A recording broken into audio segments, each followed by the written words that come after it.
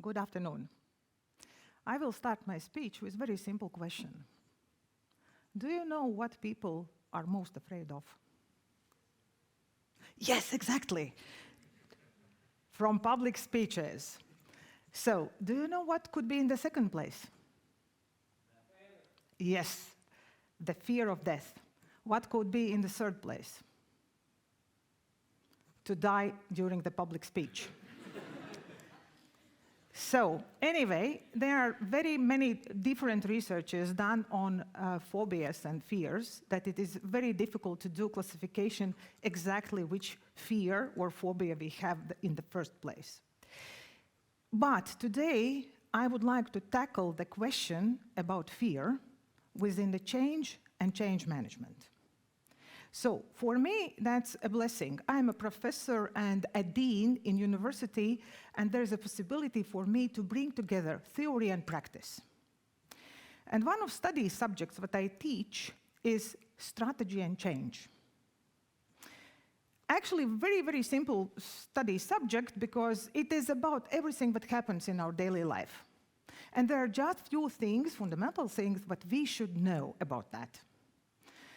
And the first is, what comes first, strategy or change? That's a very tricky question. It's like to answer on the question, what was first, chicken or egg? So then, we should understand what a change is, in what level it happens, who is involved, how long it is going to take, and then finally, just to manage it. And on the top of that, there should be some kind of theoretical, statistical, evidence-based blah, blah, blah. And besides that, there is also 7 to 13 organizational change models, which are really recognized in the world. Basically, learn about these models, find the best one for your particular situation or organization, do everything according to the textbook, and that's it. You will survive. Easy peasy, lemon squeezy. But more I dig into this topic, both as a professor and as a dean who is always in charge with changes in the university, more I understand that it is not so easy. So, every yes, what I say, every decision, what I make, cause changes. Do you have the same? Exactly.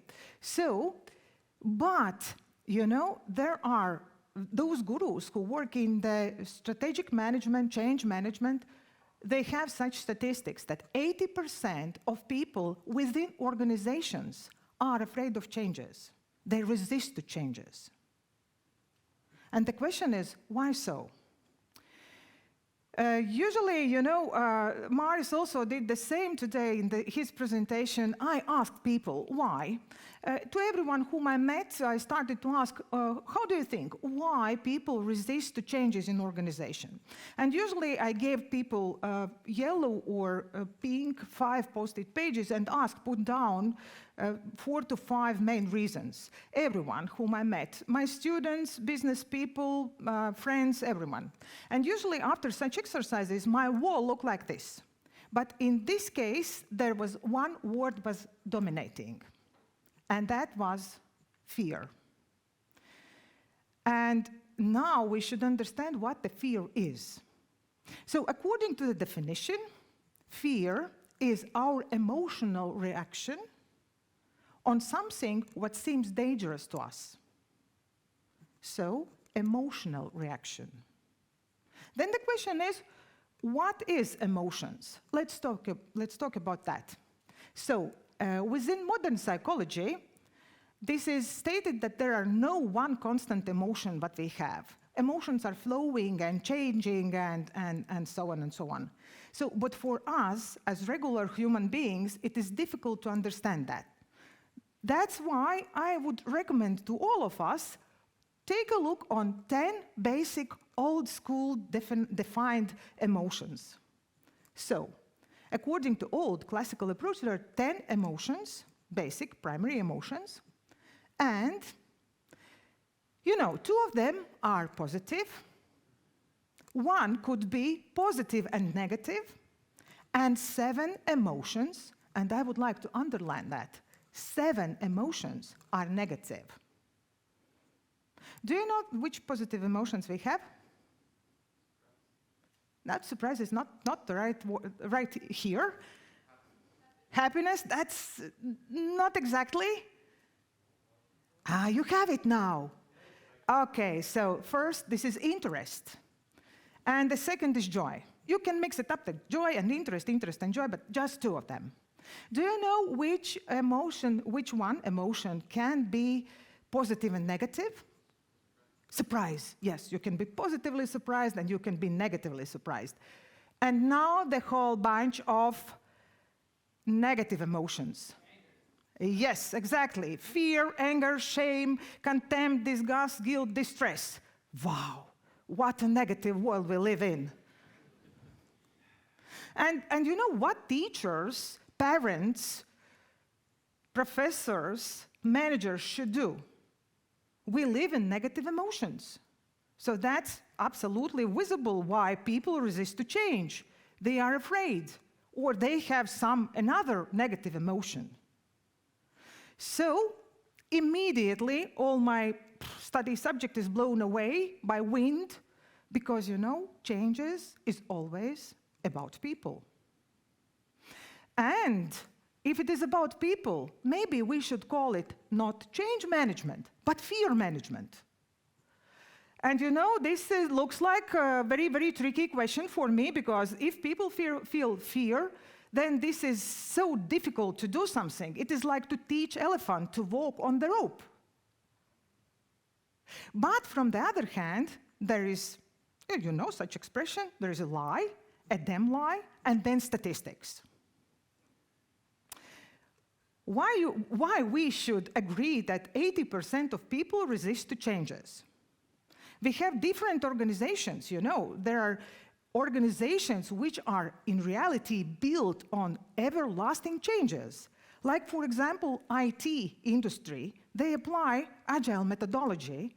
This is absolutely different philosophy. So, and in reality, do people resist to changes there? So now we have to come back to that theoretical, statistical, and evidence-based blah, blah, blah, what I mentioned before. And we should recognize that in the world, we have very, very many different organizations. Those organizations are classical, neoclassical, bureaucratic, modern, and so on and so on. Basically, it was mentioned also today that paradigms are changing. Managerial paradigms are changing. Environment is changing.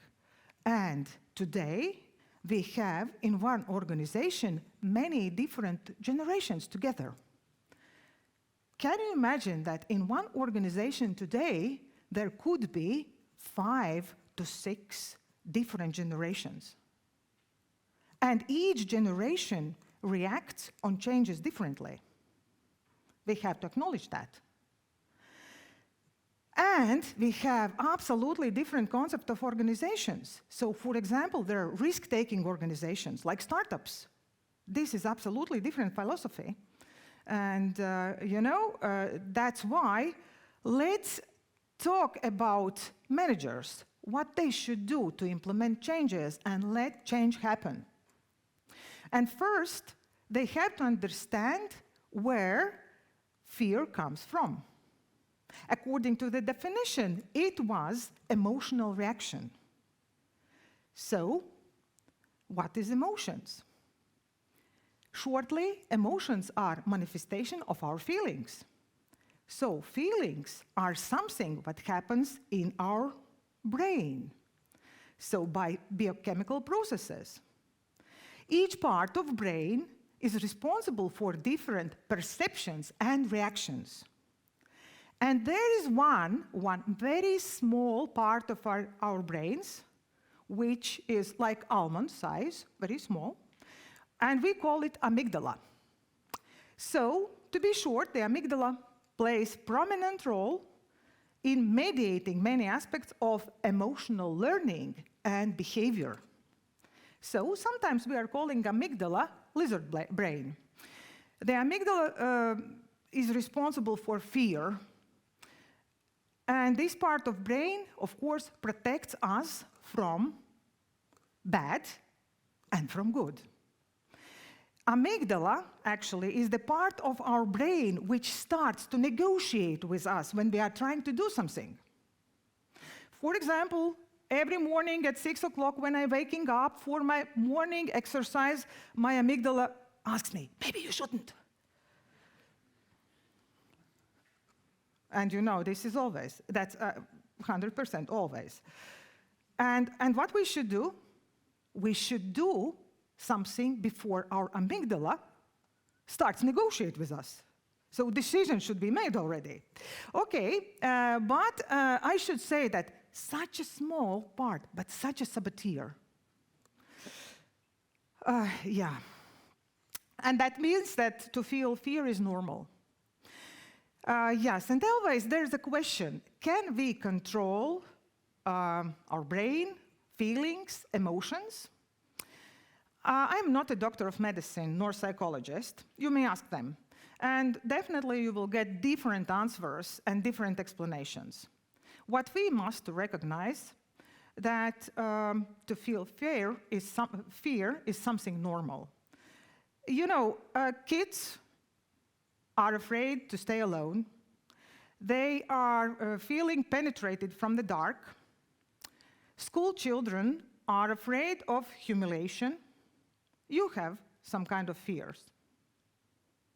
I also have a fear. You know what? I'm afraid of public speech. But I do that. We suffer more sometimes from imagination than from reality, but life still goes on. What is opposite to the fear, to a fear? Fearlessness. Have you ever met a person who is fearless? You say not brave or valiant, but bold and fearless. You know, I had been pretty many times with such persons in teams, and you know, sometimes that person was very brave to meet danger, but at the end of the day, it became a threat to all the team. Because you know, such persons they look like hyperactive, like that dog. And you know, sooner or later, they cannot be taken seriously. So that's why we should recognize that it is better to recognize that you have such feeling as a fear and work with that. So now the question, what managers, leaders, team leaders, what they should do in order to succeed in change management? And first, what I should say, that they should work in positive emotions. Yes, they should keep interest and joy, and that's possible. The second thing, and it was already mentioned today, we have to fail. And we have to fail and learn. Fail yourself if it is necessary. You should remember that failure is absolutely normal. If we fail, we learn. If we will not fail, we will not cause any changes, we will not learn. So that's why we should fail, we should learn from it, and implement changes. So one more thing what is very important to succeed in change management is to use different tools to make change and achievements visible. In other words, show your success, make your success visible.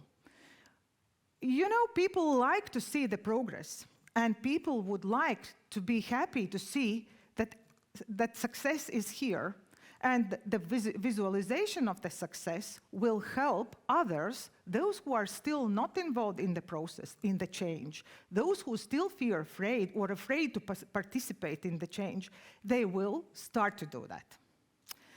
And now for individuals. How do you think what you should do? First of all, you should recognize your fear. You should analyze it. Why? What are you afraid of? Basically, you shouldn't be afraid of change. Changes will happen with or without you. It's better to be a part of change then, if you know that it's going to happen without you. So second, you should adjust your attitude. Basically, we are most often afraid of obstacles, not on the situation itself. So when we are stressed of obstacles, and when you adjust your attitude, the stress will be gone. And then I would recommend to you, never be afraid of change, because as we today noticed, that's normal. We have amygdala. And finally, I should say that being afraid is natural. And the key to success in this is to start before before you are ready. But I'm sorry, and in spite of my fear of public speech, I did it. Thank you very much.